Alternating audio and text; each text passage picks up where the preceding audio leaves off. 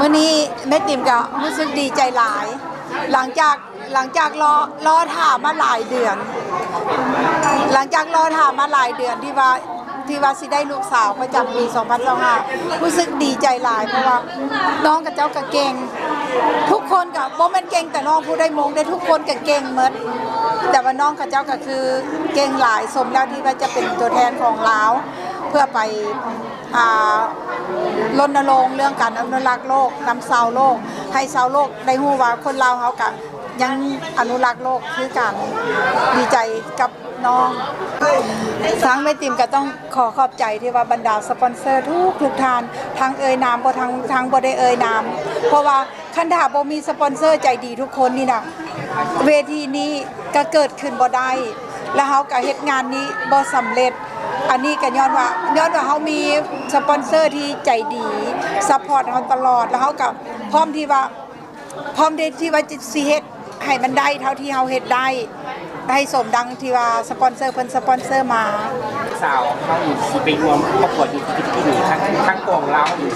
จะไปรวมเชียร์ที่เขาไปที่บอกจับเนี่ยเพราะว่าแน่นอนเพราะว่าทุกปี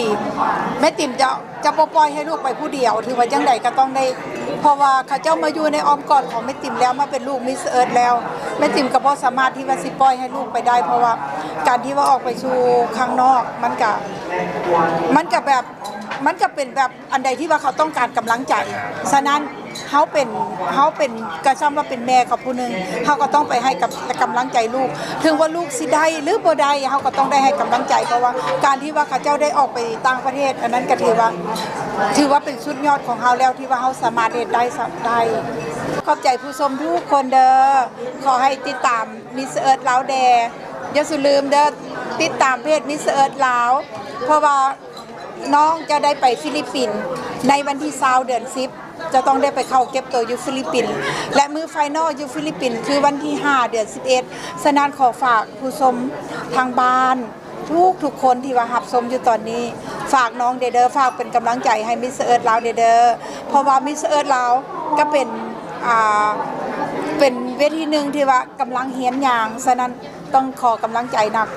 ทุกท่านเด้อส่งกำลังใจให้น้องๆเด้อขอขอบใจหลายๆเด้อโอเคบ๊ายบายเอิร์ธลาว2025โอมอสังหาริมทรัพย์ห้องเสื้อไมสไตล์เมนโฟลเดอร์คำเผาสังใดเดอะบาร์เบอร์ลาวมิสเตอร์ลาววีแค่สมสกัดเพื่อสุขภาพ